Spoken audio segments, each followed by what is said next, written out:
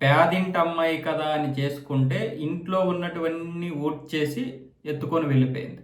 ఎక్కడంటే ఉత్తరప్రదేశ్ ఆగ్రాలో జరిగినటువంటి సంఘటన ఇది. ఆగ్రాలోని గుడ్డీదేవి కుమారుడు పెద్ద కొడుకు విష్ణుకి వివాహం జరగలేదు. దాంతో ఈ ప్రయాగ్రాజ్కి చెందినటువంటి ఇంకొకడు తగిలాడు. అతడేమో బ్రోకర్ అంట. అతని పేరేమొచ్చేసి జవహర్ సింగ్. వీడు చేసిన పెంట ఏంటంటే ఒక తండ్రి లేనటువంటి పేదింటి అమ్మాయి, శంషాబాద్ కంటే అక్కడ ఉన్నటువంటి శంషాబాద్కి చెందినటువంటి ప్రీతి అనే పేదింటి అమ్మాయి, తండ్రి లేడు, అమ్మాయిని పెళ్లి చేసుకుంటే మీకు మంచి కాపురం చేస్తుంది, పైగా అమ్మాయి గుణవంతురాలు అని చెప్పి అంటగట్టేశారు. తీరా చూస్తే అమ్మాయి పెళ్లి ఖర్చులు భరిస్తే చాలు అన్నారు. పైగా అమ్మాయికి కూడా కావాల్సినటువంటి వస్తువుల కోసం 1,50,000 నుంచి గుంజేశారు. 1,50,000 తీసుకున్న తర్వాత ఇందులో బ్రోకర్ కూడా కొంత తీసుకున్నాడంట కమిషన్. ఆ తర్వాత ఏమొచ్చేసి మొన్న జూన్ 27వ తారీఖున అంగరంగ వైభవంగా పెళ్లి చేశారు.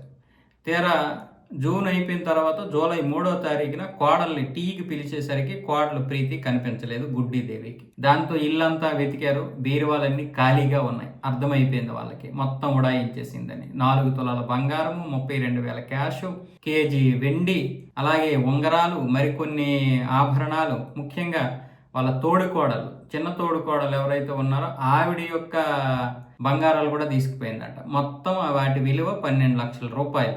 ఇప్పుడు ఆ ప్రయోగరాజ్కి చెందినటువంటి ఆ బ్రోకర్ని అడిగితే ఆ జవహర్ సింగ్ని, నాకు సంబంధం లేదు, మీరే అమ్మాయిని మాయం చేశారని తిరిగి కేసు పెడతానంటే అక్కడ సికింద్రా ప్రాంతంలో ఉన్నటువంటి పోలీస్ స్టేషన్కి వెళ్తే వాళ్ళు పట్టించుకోలేదు. తర్వాత కోర్టుకి వెళ్ళి ఆర్డర్ తెచ్చుకొని కేసు నమోదు చేయించారు. ఇప్పుడేమొచ్చేసి వాళ్ళ ముగ్గురు పరారులో ఉన్నారు.